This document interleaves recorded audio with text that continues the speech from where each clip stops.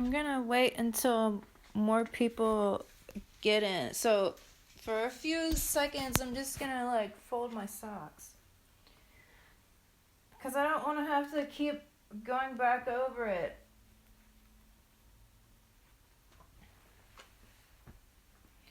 I printed out some photos and so I mean I guess there's enough now. So yeah, go ahead, I guess. I mean if you're gonna do that, then I guess I'll wait a few more seconds.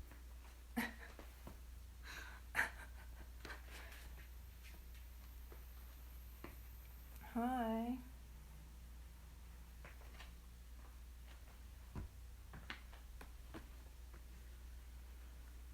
I mean, I guess I should also take these to the judge when I go to court for the eviction. But I have like dozens of photos. Just these are, and my parents' printer is like, it has that warning that it's almost out of toner, so it said quality not guaranteed. So, I mean, and when I printed them out, these ones that I did were like, some of them are darker than I was expecting, but okay. So, hold on, let me. Okay. So, this first one is to show that I picked one with my face, just to show that this is really me. That these are photos of me, so you can tell it's not just something I stole off the internet. So like this was actually a group of bruises.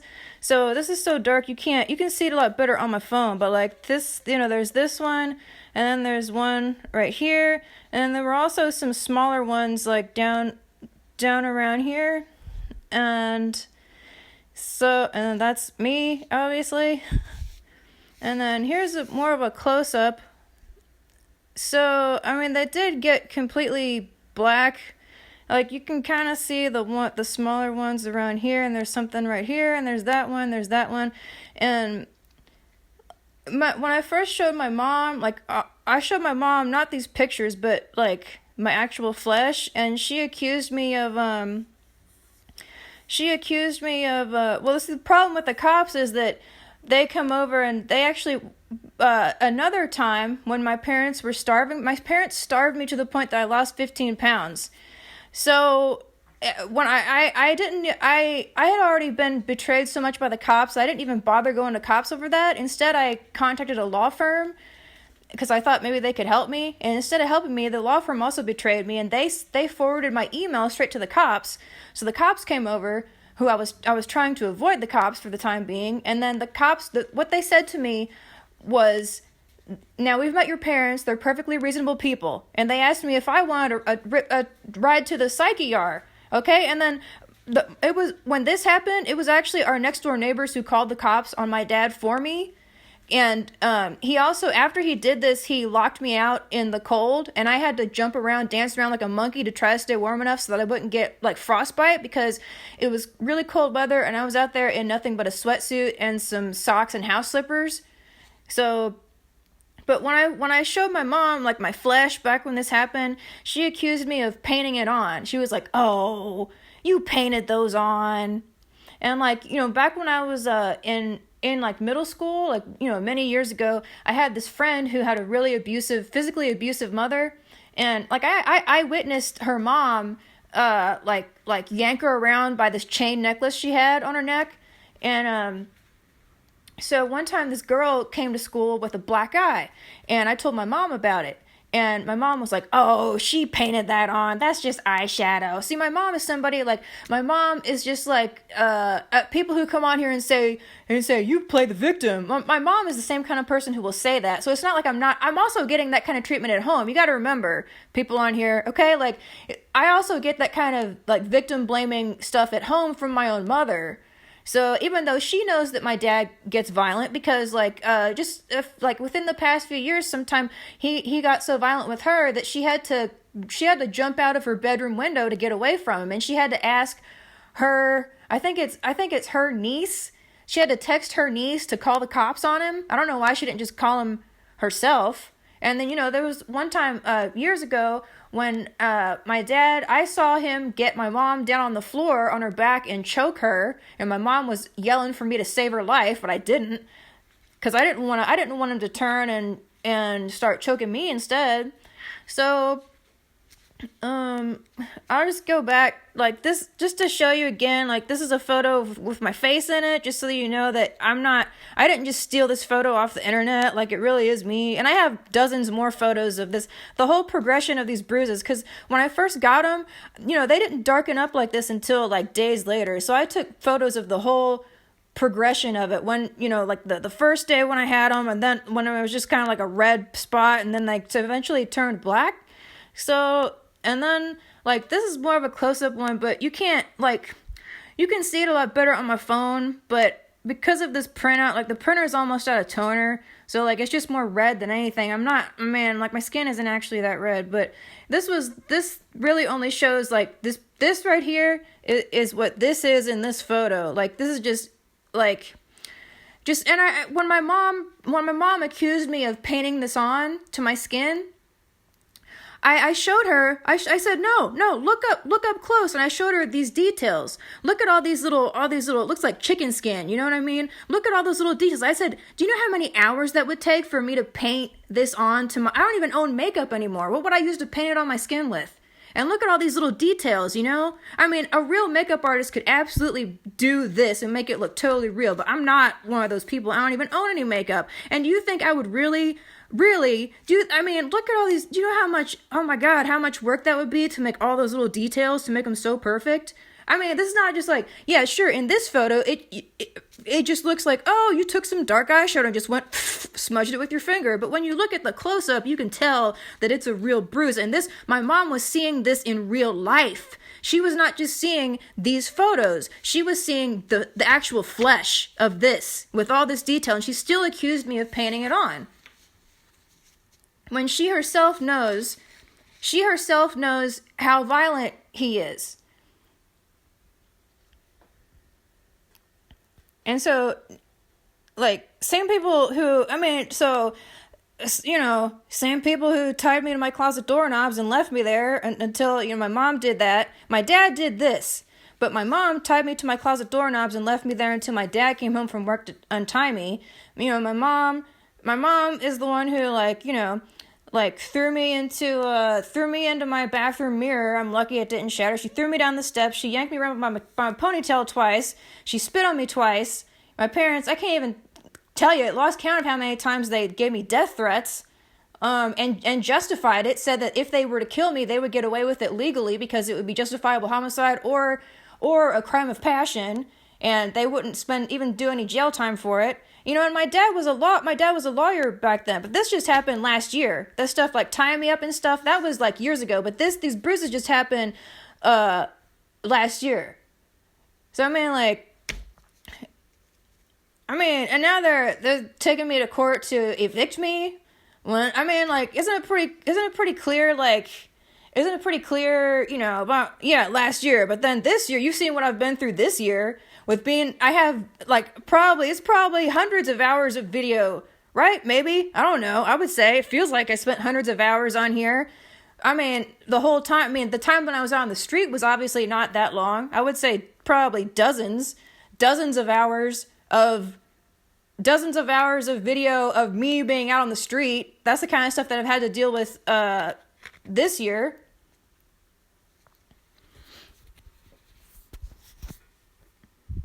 And they always act like I'm the bad guy. You know what? Why my dad did this? What started it was that my mom had set a house rule at the last place where they lived, where we all lived together in a 4-bedroom rental house where I actually had a bedroom.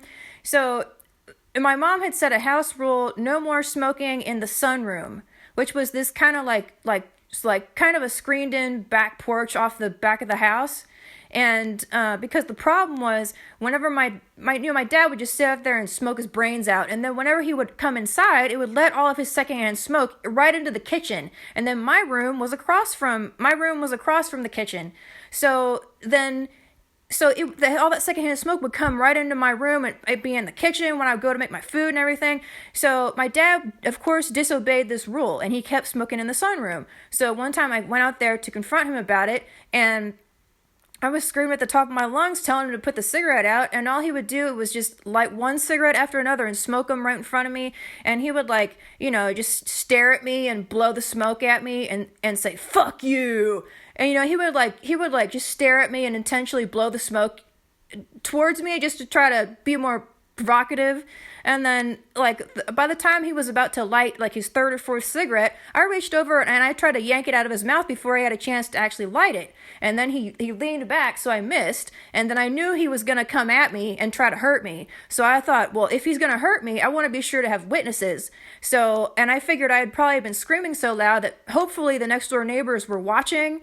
So the way these bruises happened was, I tried to get out of the house. I tried to leave out that sunroom, and my dad, my dad tried to pull me back in to keep me from getting outside, because he didn't want any witnesses, of course, and no abuser wants that. So I held on with the opposite arm from this. I held on to the door frame, and my dad was pulling me in the other direction by this arm, holding my bicep, basically, and yanking on me.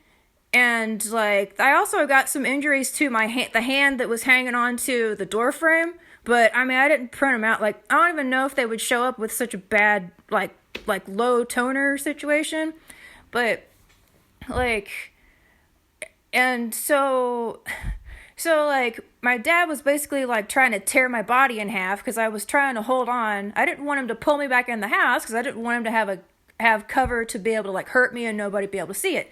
So I managed to get away from him, and then I stood out on the back porch, and I noticed that the next door neighbor was looking at me out her window. I could see her, so I motioned to her to call the cops. So then she did, because apparently she had probably overheard all this stuff. So then, once I was standing out there on the back porch, after my dad had already done this, then he locked me out of the house, and it was really cold weather. And it was I was out there in just a sweatsuit and some socks and some house slippers.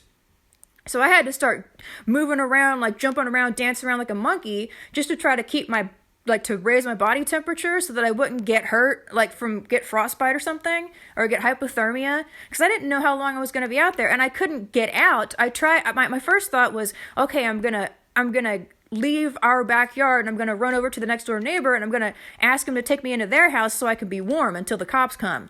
But I looked down. I would have had to go through a gate. I would have to go down our back porch steps and out a gate in order to get out of our yard. Well, I looked down, I noticed the gate had a padlock on it. So from my angle, I couldn't see that the padlock was unlocked. To me, it looked like it was locked. So I was like, oh shit, I can't even get out of this backyard. I can't even get over to my next door neighbor's house to stay warm. So instead, I'm just going to have to stand here and jump around like a monkey to try to keep my body temperature up as much as possible. But it turned out, when the cops actually came over, they were able to walk right through that gate, because from their angle down on the ground, they were able to see that the padlock was not actually locked. So they came in and talked to me. They stood in the backyard and talked to me while I was up on the back porch. But when they came over, they didn't do anything to my dad. My dad was sitting on the front porch by that time, probably smoking again. And I don't know what they said to him, but they came back. All they did was ask me if I wanted to ride to the psych ER. Does this photo look like somebody who needs a ride to the psych ER? This is a photo of somebody who needed the cops to talk some sense into my dad, don't you think? Don't you think that's what should have happened? Somebody should have told him, hey, this is illegal. You can't do this. You need to stop. And you're lucky you're not getting arrested right now. Isn't that what should have happened? Okay? Not them coming over and doing nothing but asking me if I want a ride to the psych ER. And that's all that ever happens whenever the cops get involved, whether it's me calling them or whether it's a neighbor or a law firm. These are all the different people who have tried to get the cops to help me. I've tried to call them myself. I have done that. A next door neighbor was the one who called for this situation, and also a law firm forwarded an email that I wrote telling somebody about how my parents were starving me, I don't know if I told them at the time how much weight I'd lost, but I told them that I was so hungry I could barely like stand up straight. And I couldn't even like take a shower. I couldn't figure out how to take a shower because I was so hungry. And over that time, turned out I lost 15 pounds from my parents starving me because they don't believe in eating healthy food. And they wanted me to eat the dumb shit that they eat, like bacon, frozen generic barbecue sandwiches, like Supreme Red Baron pizza, shit that gives you cancer because, processed meat, it's a known carcinogen. So my parents wanted to do whatever they could to force me to keep eating their diet. When I was trying to switch over to the stuff that you see, all this healthy stuff that you see over there, that kind of stuff, and also like healthy, whenever I had to eat frozen, like something that's healthy, but my parents are they're totally against it. They just want, you see all this tonic water? That's what my parents want. They just want vodka all the time and cigarettes and like nasty, unhealthy takeout food and carcinogenic junk processed convenience food that kills people from various reasons, cancer, obesity, diabetes, you name it. So anytime the cops come over, they act like there's something wrong with me, and they ask me if I want a ride to the psych ER. Hey, would you like a ride to the psych ER? We can take you down to U of L right now if you want. Sure, just hop in my fucking police car. Hey, all you need is a trip to the psych ER. That's all I ever get. Does that look like some fucking psych ER shit to you? And like, of course, these bruises weren't this dark when the cops saw me. But I was in shock when the cops finally got to the house. So I hadn't even registered yet that I was even hurt because I was still like in adrenaline mode. So plus I was standing outside in the freezing cold and I was terrified that I was going to get hypothermia or frostbite, lose my nose or my fingers or my toes or something. So like, and then I was fucking furious when these cops, and this was when they asked me if I wanted to ride to the psych ER. And then I stood there and I pleaded with them. I was like, please, I said, you guys let me down every single time. You have done nothing but fail me. I need you to believe me when I say that I'm a victim and something needs to be done about these people. I explained to the cops, I was like, look, I think you guys are supposed to be my biggest heroes. You're supposed to be the ones who come out here and save me. I need somebody to save me. Okay? I need you to do something to hold my parents accountable. And you're totally failing me. Like, what's up with that? And all they would do is stand there and look at me and ask me if I wanted to ride to the psych ER. After I'd already called them out on the fact that they failed me so many times. And it's not even me at this point who's calling the cops on these people. It's other people who are even recognizing that there's something wrong here and something needs to be done to make it stop. And still, the cops are so fucking corrupt, they do nothing but blame it on me, act like I have a mental problem. Okay, it's not me, it's my dad. A person who does this, the person who did this to me is the one with the mental problem. Clearly, okay? Okay, he did this, he wasn't trying to defend himself or anything. This was over me calling him out on breaking house rules when it came to his cigarette smoking. That's what this was about. And now, these people, that my parents are still acting like, they're still fucking full on, just totally fucking delusional, psychotic, acting like I'm the bad guy, okay? And they get on, and now they're doing this eviction lawsuit. And supposedly I have a hearing that I have to go to the first week of November. And then, like, supposedly, of course I'm going to get a corrupt judge, just like the two corrupt fucking bimbo-ass judges who forced me to be medicated against my will when my parents fraudulently had me thrown in a mental hospital. And all my parents do is make shit up to make it look like I'm the bad guy, when I have never done anything like this to them. I have never put a mark on their bodies.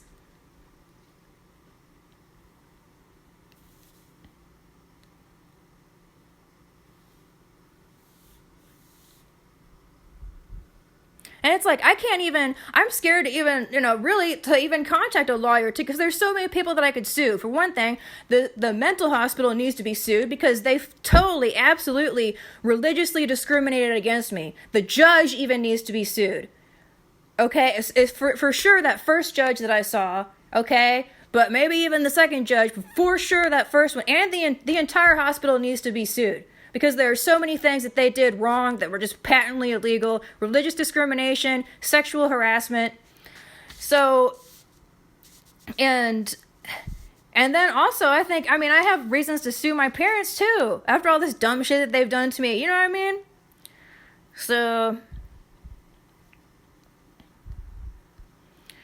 look at all these dumb people trying to make excuses. I mean, that's fine. That's going to come back on you. You're going to be a victim. And you know what? Nobody's going to listen to you. Nobody's going to side with you. That's what you're wishing upon yourself when you say that to me.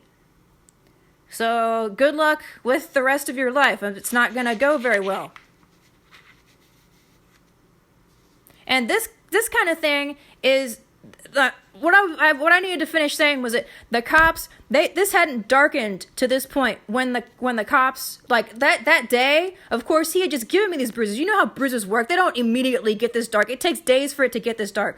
But I'm saying, like, the neighbor called the cops when she saw my death. She knew something was going on, and I motioned to her, asking her to call the cops, so she did. So they came over. All they did was ask me if I wanted to ride to the psych ER. I said no. So they didn't take me that time. They didn't force me to go. So then once I got back inside and I had calmed down for a few minutes, I realized that I was injured, and I realized that there was going to be a set of bruises here that was going to form. And I was like, what? Cops have never believed me before because I didn't have any tangible evidence, but boy, now I sure do. So now I'm going to get some justice, man. So I called the cops back, and they came back to the house probably within the first hour, and I said, you want to take some photos? I have bruises that are forming right here, and I also have some injuries on my other hand. Do you want to take photos for proof? You need to put this in the notes. And they're like, no, we've got it on the body cam. But they weren't phased at all. Like, they didn't even fucking care. They didn't care. They were just like, oh, we've got it on the body cam. See you later. That's all. They didn't do anything. To my knowledge, they didn't even tell my dad to, like, stop doing this stuff. They didn't even tell him to, like, hey, you need to cut it out. Like, you can't, because you're going to get arrested someday. Like, you can't just hurt somebody, you know what I mean? So, there was something else that I was about to go into before I clarified that part, but I can't remember. I mean, one thing I was going to say is that now it's like, I'm scared to even, contact a lawyer to try to get a lawsuit started, on the mental hospital because like, I'm afraid that I'm just going to get betrayed again. Just because the last time I tried to reach out to a law firm, they betrayed me by forwarding my email without even telling me. They never responded back to me whatsoever. Nothing. But cops showed up at my house and said, someone forwarded an email of yours to us saying that your parents aren't feeding you. So it's like, the cops are part of the problem here. They're in with the abusers. So I know that I've had so much experience with so many different cops, like both in Mississippi and Kentucky, that I know that they're not ever going to be able to help me. So, like, there's not a single cop who will be willing to stand up for me. Maybe they're scared of my parents. I don't know. But, like, so, and I know that I'm going to get betrayed by judges because I got seriously betrayed by 2 different judges when my parents did the mental hospital thing to me. I know I'm going to get betrayed by law firms because I got seriously betrayed by that one that forwarded my email to the cops. So how am I supposed to get any justice? Who am I supposed to go to? There's nobody. Like, I've been betrayed by anybody who could possibly hold my parents accountable, like, on the human plane, as far as mankind goes. I've been betrayed by all of them. Like, so many times. So pretty much, you see why all I have to rely on now is, like, spiritual justice. That's all I can do is just sit and wait for my parents to get what they deserve, because nobody can do anything. Because, like, every person at every part of this process is corrupt. The cops, the lawyers, the judges, and, of course, my parents, who are at the very center of it, my primary abusers. But anybody who makes excuses for my parents doing stuff like this, they're abusers as well, just by enabling my parents. Like, these cops are abusers, these judges are abusers, this law firm is an abuser, these doctors at these hospitals are abusers.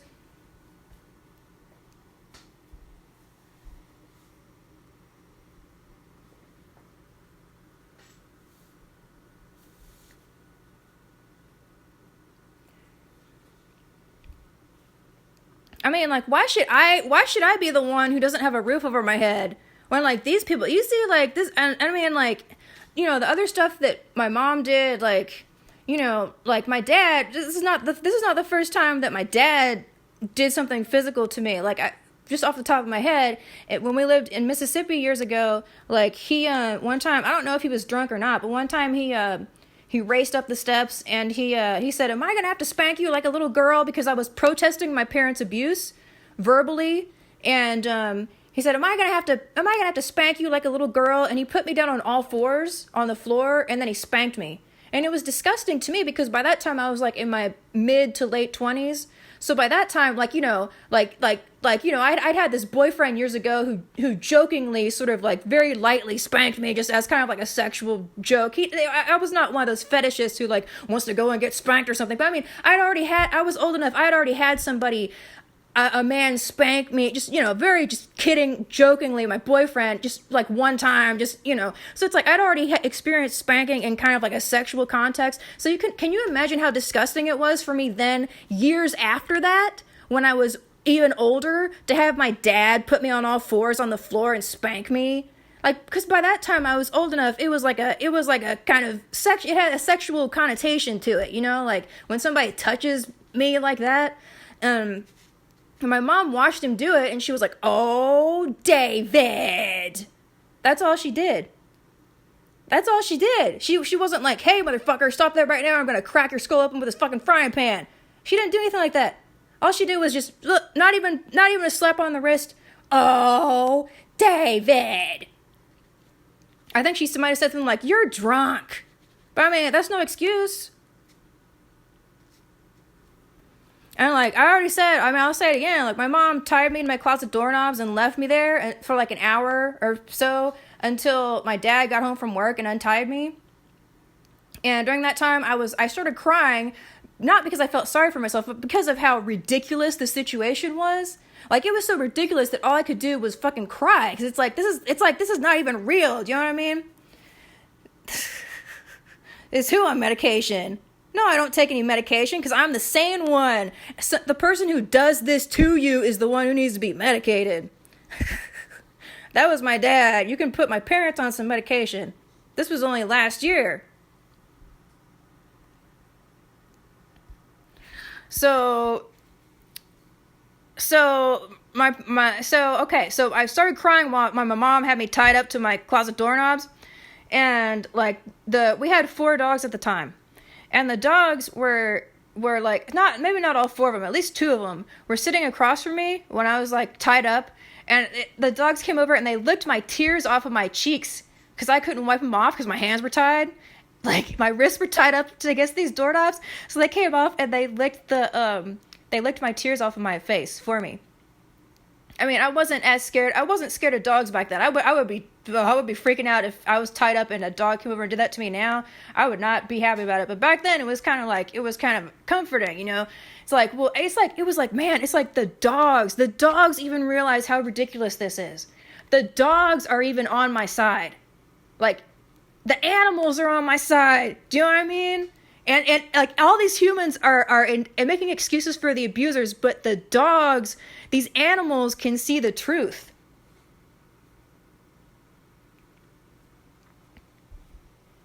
And then, you know, my mom, she spit on me twice. Like she threw me down the steps and I landed on my back. I mean, I guess I'm lucky I didn't get, you know, hurt more from it. And one time she almost accidentally threw me over an interior, like an inside balcony in the house, because she was trying to stop me from calling 911 on her. She was trying to confiscate my phone, and while doing it, she like yanked me. She like threw me towards the railing, and I almost went over, but she like yanked me back. And when she yanked me back, she yanked my pajama sleeve so hard that it made every single button on my shirt pop right off, like actually detach from the shirt and fly off. So my shirt was hanging open. I was in pajamas, so my breasts were exposed right in front of my dad, who, by the way, is not even my biological father, okay? And like, growing up, I'd always been like scared that he was gonna molest me because my mom told me when I was like in 4th grade that he was a porn addict. So I didn't even know what porn was back then. So all I knew, and my mom had already like brainwashed me to think that all men wanted to molest me and kidnap me and stuff. So you think how gross it was for me to have to finish out this fight with my mom, having my boobs hanging out right in front of my dad. You know what I mean?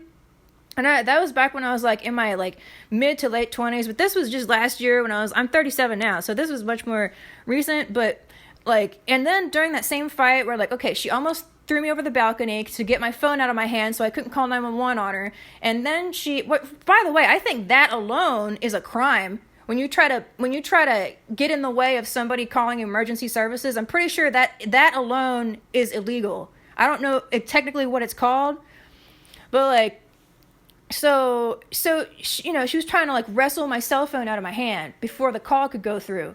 So then she yanked me back away from the edge of the balcony, and in doing that she like ripped every button off of my shirt. My breasts are exposed to my nasty dad, okay? And now like and then she ripped my phone out of my hand, and then she threw me on the floor, and then she walked away. But she walked back just so she could spit on me, and then she walked away. So that's the kind of person she is, you know what I mean? And like one time, like she would do stuff like I drank Diet Coke back then, and like sometimes I'd just be like standing somewhere, like standing in the kitchen or by the back door or something, and she would just come in and just like violently yank it out of my hand, or she would walk up and do something like, she had this thing where she used to like to try to crush my hand while I was holding something in it. So like if I had a can of Diet Coke in my hand, she would walk up to me and just like, if she was mad, she would just like put her hand over my hand and try to crush my hand, and of course, holding an aluminum can, it would crush the can while it was in my hand. So Diet Coke goes all over me, goes all over the kitchen floor, and I've got this crushed aluminum can in my hand while she has her hand on my hand trying to crush my hand. Okay, and I'm lucky I never got any broken fingers. Also, she tried to crush my hand during that fight when she ended up spitting on me and throwing me over the balcony. When she was trying to get my phone away from me, the first thing she did was she put her hand over my hand that was holding the phone, and she tried to crush my hand as hard as she could. Like, she put all her pressure on it. And when she let go, like after the fight was over, I looked at my hand in amazement. I was shocked that my bones were not broken. I was sure that I was going to have like some kind of permanent disability from her doing that. I was so lucky that time. And then, that was only the first time she spit on me. It was a couple years later when she spit on me the second time. Like, she would say stuff to me like if I would tell her that she was abusive, she would say something like, "Why, I ought to knock every single tooth down your throat." And she would say that, even like that particular statement, she said that to me on when we were living back in Kentucky. I'm not going to give up my address, but I remember exactly which rental house it was too. We were standing on the back porch, and I believe there were probably also neighbors outside on one particular side, because they would be out there a lot, and I'm sure they overheard a lot of this. People just don't do anything. And like, something I usually forget to talk about was like, my parents, one time in Mississippi, they took my bedroom door off the hinges because they thought that if I didn't have any privacy, they could force me to be as productive as, they just thought they could control everything about how I use my time. Like, they were already picking out the job ads they demanded that I answer. Even though I was well over 18, I'd already graduated from college, okay? I'd already lived in New York City on my own for like 6 years. And I was basically forced to move back in with them. And, so they were already picking out job ads that a lot of them were irrelevant to me. I wasn't qualified. I didn't meet the skill set that they wanted, but my parents still forced me to answer these job ads that they picked out and do it on their schedule. And I took psych meds back then, because this was before I became a mystic. So I don't have depression or anxiety or any of that stuff anymore. But back then, I wasn't being myself, so I was depressed and stuff like that. So I took psych meds. But anyway, my parents would keep my psych meds locked up, confiscated in a lockbox, and they would only dole them out to me if I promised to answer the job ads that they had picked out and answer them on their deadline. And then I had to email my mom all the stuff that I had sent as proof that I had answered the job ads on her deadline. I had to send her the cover letters, the resumes, and like the whole like portfolio package that I had emailed to these job ads. And then but that wasn't good enough for them. And one time I even got this ad agency emailed me out of nowhere. I had not answered a job ad for them. I didn't even know they existed. And they said, "Hey, come in for an interview." So I had the highest paying job of my life It only lasted for like 2 months before I got fired because my parents were still so abusive at home. Just goes to show it's not about me getting a job. It has nothing to do with it because the abuse did not stop even when I had the highest paying job of my life. Right out of college, my first career job, the only job I've ever had that made use of my degree, the only job I've ever had that was salaried where I had my own office. Like, that was not actually an entry-level job. They told me that at the interview, but they hired me anyway, even though it was entry-level. So I was actually probably getting paid more than I even deserved. Highest paying job I ever had, $30,000. I was salaried. Okay, I got better health insurance at that job than my mom had ever gotten at any of her corporate jobs. She told me that. And this was a really small company too. It was only like 18 people, including me. So like, and even the reason I got fired from that job after 2 months is because the abuse, my parents would not let up. Like, when I was only 2 weeks into that job, my mom started in again on the constant harassment. She was like, she was constantly telling me whenever I was at home, like, you can't rest on your laurels. You've got to start looking for a better job. I'm like, I'm entry level. I'm already working a job that is higher than entry level. What are you fucking expecting? And she would not let up. She would not leave me alone. Just goes to show you, this shit has absolutely nothing to do with whether or not I have a job. Because even when I had a really good job, a better job than I deserved, they would not stop. So I'm not gonna go with all this stress. I'm not gonna add 100% more stress into my life by going and getting some job that I'm not even gonna be able to keep because of people like my parents. Some job that's gonna fucking just destroy my health. You know what I mean? I'm not even if I was living on my own, I still wouldn't want to get a job because I've been betrayed by the cops, judges, doctors. I've been betrayed by the fucking people I work for too. I've had enough. I'm ready to just be a mystic and be domestic. Be a mystic, just stay home by myself and just take care of myself. That's what I'm ready for, because I've already worked so many jobs. Oh my God, I always end up in some kind of corrupt situation where it's like all my coworkers around me are stealing, okay? And it's like they're stealing the shit that I need to sell in order to keep my job and look good. It's not worth it. It's not worth it. I just get abused no matter where I go. Doesn't matter what I do. Some corrupt motherfuckers always come out of the woodwork to send me back home. So I'm like, okay, I'm on board now. I just want to stay home for the rest of my life. But now everybody's like, they still won't let up. They won't give me the resources I need to be able to live on my own, just in peace and quiet. That's all I want. And I want to be able to eat healthy food. I need food security. So then my parents, back when they were all on this kick about the job thing, like years before this, my parents, they took my door off the hinges. They were already confiscating all my meds that I took back then, which again, I'm a mystic now. It fixed all my problems. I'm not depressed or anxious or any of that shit anymore. I don't need to take that shit. I don't even need to use doctors. So I'm internally happy now. The only problem in my life is people like this and people refusing to let me have the resources I need to live, just live my life the way I need to live it. So my parents took my door off the hinges. They thought that if I had no privacy, that I would do what they wanted me to do. And back at that time, my parents they would try to brainwash me and tell me stuff like, they would say to me stuff like, Ashley, you can't trust yourself. You can only trust us. Which is, you run that past any psychologist, okay? That's fucking ridiculous, okay? So what else did they do? So one time, like, I was trying to escape my room and get past my parents and, like, run out of the house, basically. And my dad tackled me to the ground. And once I was on the ground, he dragged me by my ankles back into my bedroom.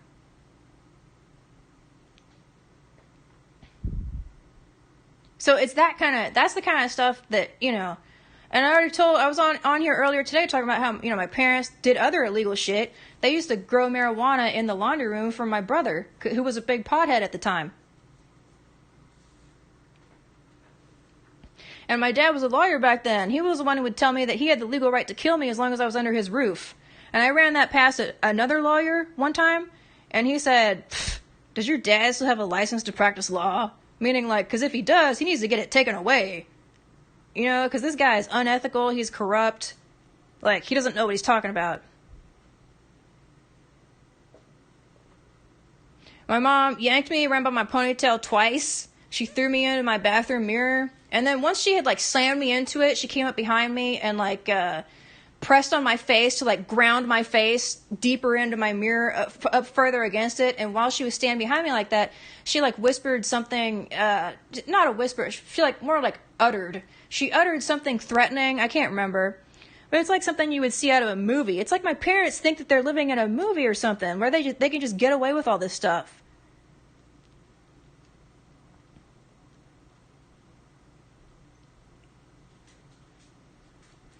And, you know, my parents used to say to me, "You're lucky we haven't killed you yet. Like, we should have killed you." My dad said to me once, "We should have killed you a long time ago." And my dad is the kind of person, like, twice that I remember, he dared me to kill myself, like, right in front of him. And one time, you know, back then, I was really mentally fragile back then when he said that stuff, so I was prepared to just go ahead and do it. Because, like, just to feel like I had some power in the situation, just to take things back into my own hands. So one time I said, actually both times, the first time he ever dared me to kill myself, I said, "Okay, bring me your gun. I mean, I need a weapon in order to do it." My parents, I mean, I guess I can use my external charger thing. But, so my parents, of course, they didn't give me the gun. But the second time, which was probably a couple years later, when my dad, it was probably a couple years later, the second time my dad dared me to kill myself, he said, I can't remember if I asked him to go get a knife or if he volunteered to bring me, but either way, he went into the kitchen to get me a knife so that I could just kill myself right in front of him with it. And, you know, I heard him open the kitchen drawer, and my mom was standing in the middle of this. And my mom was like, yeah, so my mom, well, by this particular story, he had already been fired from his last law job that he ever had. But by this time, I think he was teaching, I think it's LSAT classes, whatever test it is you take to get into law school. He was teaching classes at some place that has, you know, teaches so when so my so my dad had dared me to kill myself for the second time in my life, and he went into the kitchen to get me a knife to do it. And when he brought it, and I don't know, my mom stopped him from giving it to me because she was like, "David, you're only fucking yourself." Like telling him, you know, that he'll go to jail if I do it. If I kill myself because he dared me to and he gave me the knife to do it, then he'll end up going to jail. So then he like backed off and he didn't actually give me the knife. But what's really dangerous, the reason this is so dangerous is because that was right around the time, that was within the same year that I had that plan. I had planned to kill myself. This was years ago. I'm not like this anymore. I mean, I'm not in any danger of this anymore because I'm totally different now. I became a mystic and it saved my life. But like, I'm not mentally ill anymore. But back then, I still was. And like, I was really, really fragile. And that was, I guarantee you it was the same year because we lived in this certain rental house that we only lived in for a very short time. So that same year, I had this plan where I was going to hang myself from the rafters of my parents' garage. You know, after my parents were doing shit like daring me to kill myself, like right in front of them, and like telling me that they should have killed me years ago. Like, I'm lucky to even be alive, lucky that they hadn't killed me yet. And look, I'm the victim. Like, I'm not, think about it. Okay, like who has the power in this situation, right? I'm somebody living under their roof. I have no money. I'm dependent on them for everything. Food. Back then I was dependent on them for the medications that I took, the doctors that I saw, because we didn't have Medicaid back then. No Obamacare. You could only get Medicaid back then if you had kids. And I don't have any kids. So it's like I just didn't have any insurance for years, and everything had to be out of pocket. It wasn't until, by the time we got Obamacare, where people like me were able to get Medicaid, I'd already weaned myself off of doctors and learned how to take care of myself. You know, I'd already had to take responsibility for my own health. So, I mean, I don't even fucking make use of it now. I don't need to. And, you know, like, after my parents went through all that trouble to, like, you know, like, making legal threats, making, like, legal threats to my doctor and stuff like that to try to sabotage my relationship with him, to get me yanked off of meds cold turkey, which I could have actually, like, seriously, honestly could have died from. You can look it up. I mean, like, after they did that for so many years, and now, like, the hypocrisy and the betrayal of, like, now, all these years later, I've done the right thing. I'm off of them. I'm healthy now. I did the work, years of hard work, years of intense, a lot of work to figure out all this stuff about myself, to get myself healthy, get off of doctors so that I don't even need to see doctors. I don't need to that, I don't need that expense. I don't need to take up my time. I don't need to take all these meds. I'm not dependent on meds or drugs. I'm not dependent on drugs anymore. And now it's like, now that I've done all this work and I'm so clean and shiny now my parents turn around and they do shit like, they did the MIW. The whole reason they did that was to try to get people to force me to take drugs against my will. After I'd done all this work, after my parents had been the ones who had done sneaky, probably illegal shit to get me yanked off of all my meds, cold turkey. I had to suffer so much. Like the first time they had me yanked off of my shit, they yanked me off of 3 meds simultaneously. Cold turkey. And one of those was one that you can die from if you stop cold turkey. So I suffered the suffering that I went through when they did that. I didn't sleep for 8 days straight. Not because there was anything wrong with me, but because just from one of the drugs that I was yanked off of is known to cause serious insomnia if you just stop at cold turkey. So it was stuff like that. It was my reaction to basically the withdrawal syndrome from these 3 meds that I was taking. It made it so that I just had sleep deprivation for 8 days straight. And I mean, like, I looked up one time, like when sleep deprivation is used as a torture method, like by the CIA and stuff, how long do you have to keep somebody awake to break them psychologically? And it was actually like, I was kept awake significantly longer than the CIA even keeps people awake when they torture them. And this was all at the hands of my parents. And my parents would do shit like refuse to put me back on my meds and shit. I went through so many cycles of that. So this is when I say my parents tortured me. Like this is shit that I'm talking about. They put me through so many cycles of that for like years.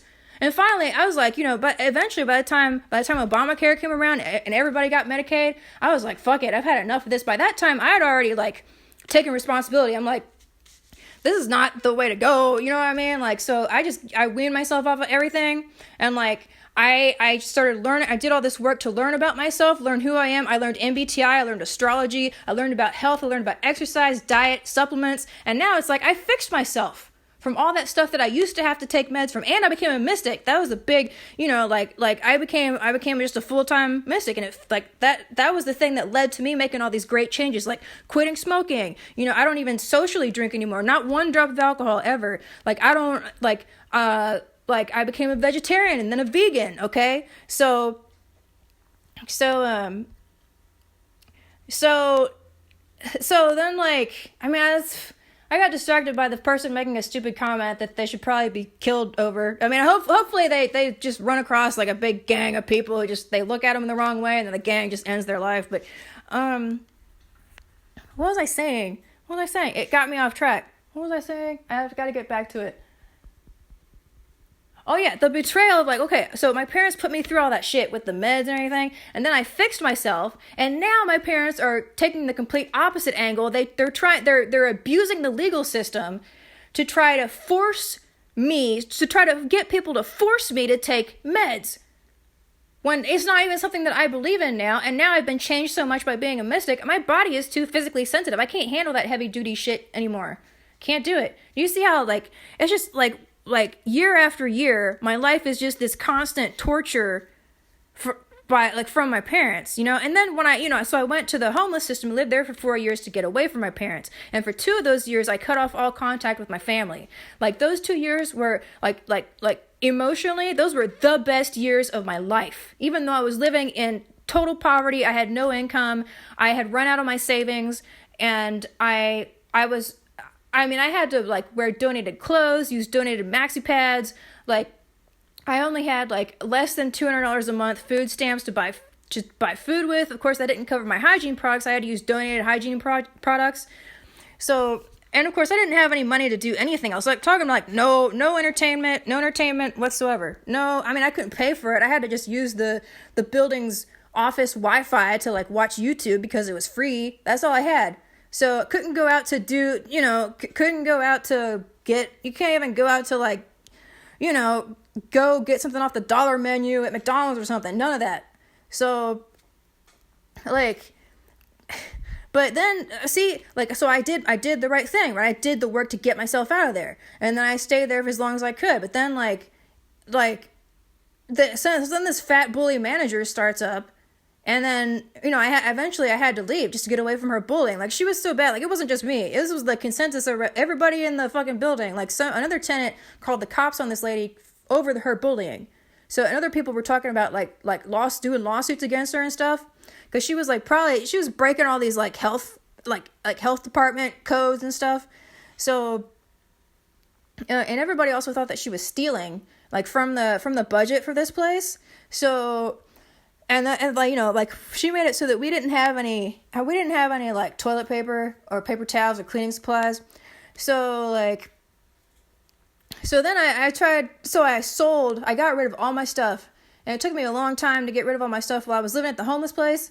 And I sold what I could. I ended up with $300. And I took a one-way, I got a one-way bus train combo ticket to go from Kentucky to go try to live in Penn Station in New York City, because when I realized that I had to leave this homeless place, because they were going to kick me out if I didn't comply with their bullying sessions anyway, so I wanted to be ahead of the curve, you know what I mean? So, what I did was, I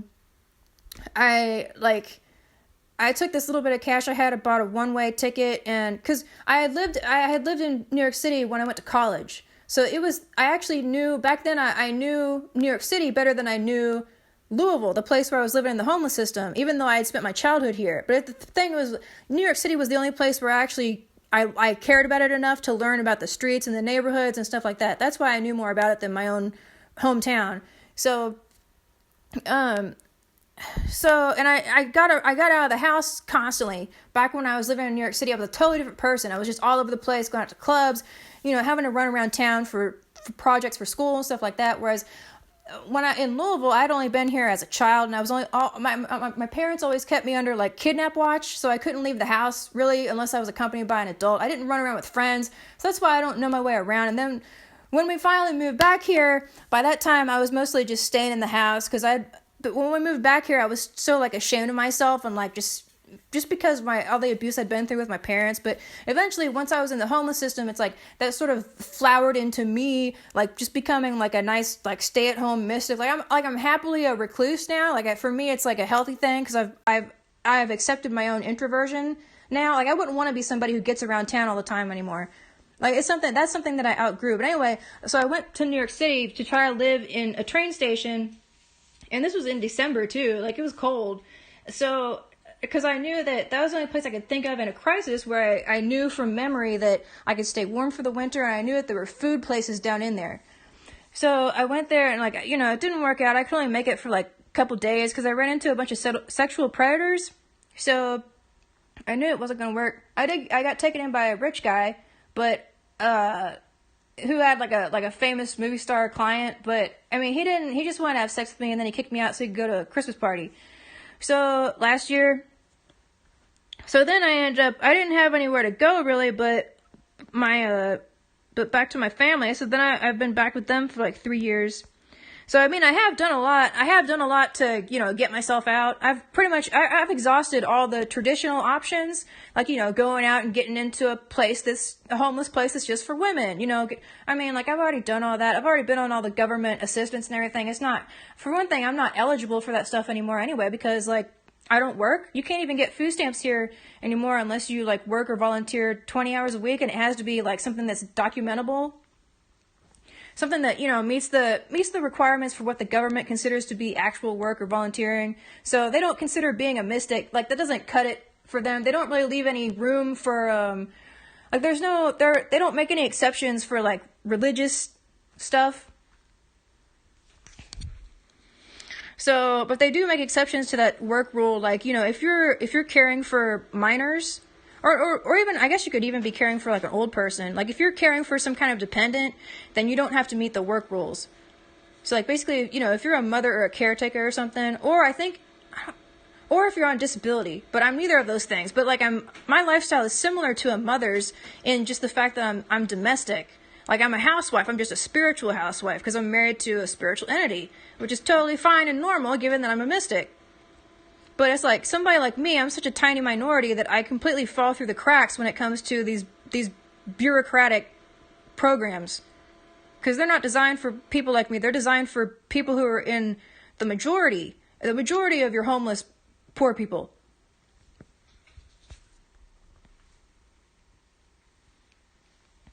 So, I mean, I guess this is like stuff that I could show the judge when I go to the hearing for the eviction.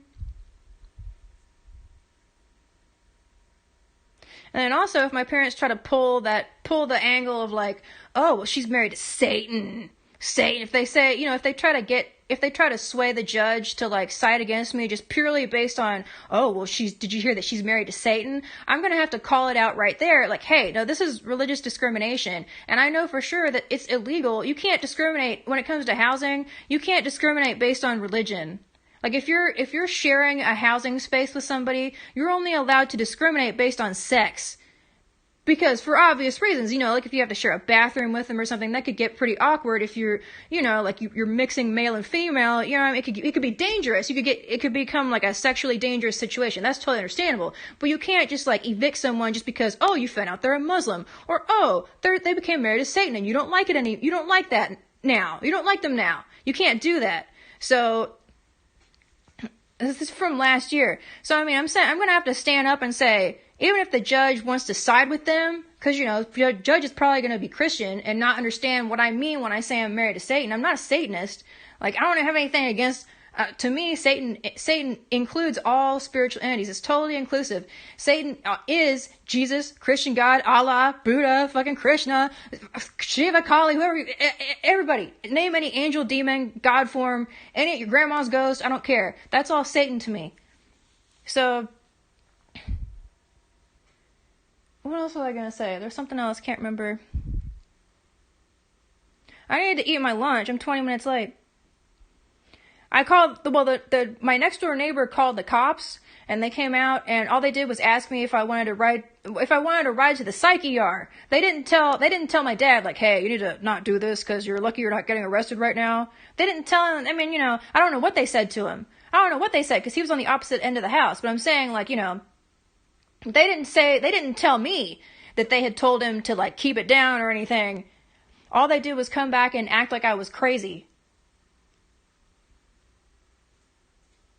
And then once I realized that I was injured, I had them come back that same day because I wanted them to document my injuries, and they were like, okay, we got it on the body cam, and that's it. Never heard anything else.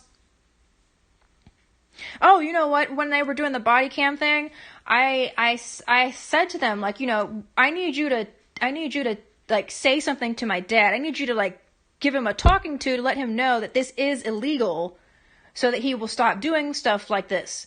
And they were just kind of like, they were hesitant. They were like, well, okay, like, and then they, but my dad had gone and he had gone to hide in the basement.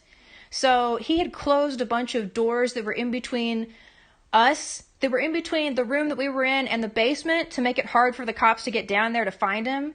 So they were like, okay, like he had closed the living room door and the kitchen door, and he had locked the kitchen door from the inside. So, but there was a trick there. So there was a trick to opening. I knew how to open that kitchen door from the outside. So if the cops had just given me a chance, I could have slid a piece of paper in the crack and flipped the lock off. But they didn't even try. They just gave it a half-assed attempt. They pretended. If you ask me, you're a cop, you know how to open doors, okay? Even if they're like trick doors. So this is a 100-year-old house. So the living room door was kind of a trick door. It had this like 100-year-old doorknob on it. You had to like turn a certain way and lean in a certain way to get it to open. So so the cops just kind of feigned like they couldn't figure out how to get that door open. They weren't trying very hard though. They were acting like total cowards. Like, I mean, like I was more of a hero even on the physical plane than these guys. And I'm like, I'm an INFJ. I'm a little twig, okay? Like I'm a victim. So like, they were like, is there something you have to do to get this door open? And I was like, yeah, you just have to turn a certain way. But then they were just like, they just gave up. I was like, I can get those doors open for you. There were 2 doors that needed to be open. The living room door and the kitchen door. I could have done that easily, but by then they were like, nah, you know what I mean? I think they acted like they were scared of my dad. So I don't know what kind of special power my parents have over these cops. Like, For some reason, the cops just act like that one cop actually said to me one time, "We've met your parents, they're perfectly reasonable people." Well, they're not. What kind of reasonable person does this? What kind of reasonable person starves somebody until they lose 15 pounds from it? And then, right after that, my parents did the MIW on me, and they had me thrown in the mental hospital against my will, and then the mental hospital used that weight loss against me in court, saying that it was a symptom of how severe my mental illness was. When the only reason I lost that weight, the way I lost it, as fast as I lost it, was because my own parents were starving me. Like, I would have to go 4 days at a time without food. And I was so hungry, I couldn't even figure out how to take a shower. Do you know what I mean? When I guess it's probably a blood sugar thing. You know what I mean? My mind just wouldn't work. I could not figure out how to turn the water on to take a shower. And all I could do was lay in bed, motionless, to try to conserve calories, and just lay there all day, just motionless, to try to save whatever calories I had left in my body, because I had been starved for so many days until my mom got home, and then hoping that this would be the day that she brought home more food that I could eat. Because it wasn't just me being stubborn, I'm only going to eat healthy food now. It's a choice that I made. My body was becoming very sensitive because, I've got my sixth house is in Capricorn. It's this is somebody who is at some point in their life is going to become physically sensitive and got to take their health really seriously. So it's how long have I been on here saying this? I've been saying this, I've been trying to get through to people my entire life. It's I used to have to try to do this in secret. I used to try to go to a therapist and I would try to drop hints.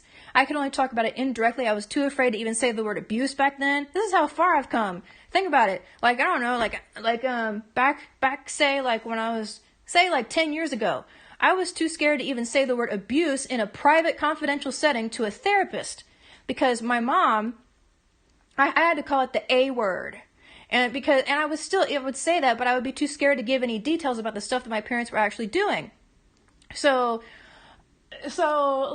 And my mom also does this thing where back when I did use doctors and therapists, my mom would call them behind my back and try to get them to break HIPAA, to tell her details about what I had told them, because she wanted to know if I was saying anything negative about her.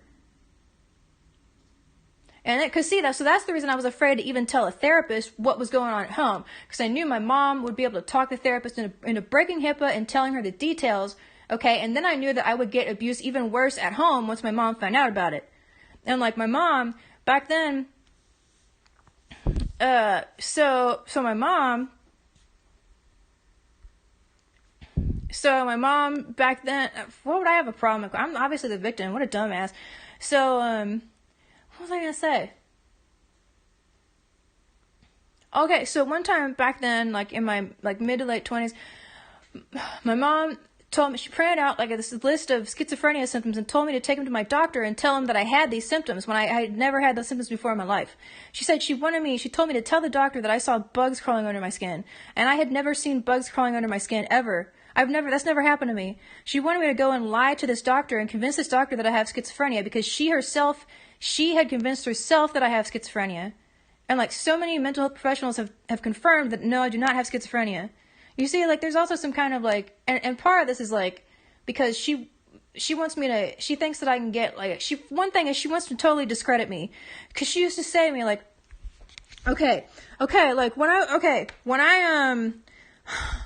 one time I'm so sick of this. The reason I say this so fast is because I've told my fucking life story so many times and still nobody does anything. I'm just so sick of fucking telling this, and it hurts my ears. I'm wearing earplugs, but it's still too loud. I can tell that I'm fucking hurting my hearing just by saying this. But so one time I came home from a college break and my mom made me watch A Beautiful Mind with her. And after it was over, she looked at me and she said, "Sound familiar?" And I said, "No." And she said, "That's you." And I was like, "What are you talking about?" And she said, "That's you. You have schizophrenia. You hallucinate that I abuse you." So my mom spent many years trying to convince me that I have schizophrenia just so she could try to brainwash me to think that I am hallucinating her abuse. Does this look like a hallucination? Does this look like, here's my face, this is me? Does this look like, are we all of us looking at this photo, are we all just collectively hallucinating this right at the same time? I mean, do you know the odds of that happening? Does this really look like, okay. Nobody's hallucinating this. This is a real thing that really happened. It was caught on photo. And I have many, many more photos of it. And then my mom tried to get me. My mom printed out a list of symptoms of schizophrenia during that same time. And she told me to take them to my doctor and tell him that I had them when I didn't. I've never had those symptoms. And so then I went to the doctor that day. And I did not take the list with me. I did not say what she wanted me to say. And when I got back from the appointment, my mom interrogated me about it, and she demanded to know if I had told the doctor the list of symptoms like she told me to, and I said no. And she said, "Why not?" And I was like, "Because I don't have those." And she was just like, "God damn it, Ashley, I'm not paying." Well, no, something else. Sorry, I skipped one thing. That appointment happened to be the one where the psychiatrist told me that I need to separate from my mother. So I got home and she was grilling me. She was already mad that I didn't tell him these list of symptoms that I didn't have, that she wanted me to have. But I also told her that the psychiatrist had told me that I need to separate from my mother. And that's when first of all, she got violent about me refusing to lie to this psychiatrist to tell him that I have schizophrenia symptoms that I don't have. She was violent over that to begin with. But then when she knew that he had told me that I need to separate from her, then she was like, "God damn it, Ashley, I'm not paying him to say that shit." So see, it's like she's always had this thing also where whenever I get away, she'll stalk me and harass me and try to get me to come back to her. Like when I was in the homeless system, like she was constantly begging me to come back, to move back in with them. When I was in New York City for college, she would constantly harass me long distance and be like, "Don't you miss your family? Aren't you homesick? Don't you want to come back?" And then she finally she became so psychologically abusive that by the time I had graduated college, I just couldn't function as a person anymore. And I had no choice, but I couldn't make it on my own. I had no choice but to go back to her. Because I just needed to stay home and recover from all the shit that she'd put me through. I mean, aside from the fact, I was also exhausted from college, but I mean, it would have been a lot easier if she hadn't been hounding me the whole time. Okay, so, and then, I escaped my family one time to go off and live with a boyfriend in another state. And, she called me when I was living with him and his parents and asking me weird invasive shit like, "How do you have sex?" I'm like, "That's not your business." She's like, "I'm your mother." That's her excuse for everything. "But I'm your mother." She'll even call up, when she calls medical places and tries to get them to break HIPAA and give her info she's not entitled to. She'll be like, "But I'm her mother." And she'll just badger them like that until they cave in and they give her what she wants. Because people don't understand. They just think, "Oh, she's so doting. Oh, she just really loves her." But they don't understand all the abuse that's going on behind this. So, you should not give in to somebody like that. That's a dangerous abuser who's trying to get ammo to try to use against their victim once they get them back. I've been asking Satan to fucking heal my hearing at the past week, because I've had to I don't know what it is. I guess my hearing is getting more sensitive, but my hearing is muffled all the time because I've had to just even when I don't have fucking earplugs in, my voice is so fucking tired and strained. It's so hard for me to even talk. I'm a mystic. I don't have enough physical power anymore to really project my voice without it hurting me. So, I mean, that's all. It's time for me to eat lunch. So I'm gonna go now.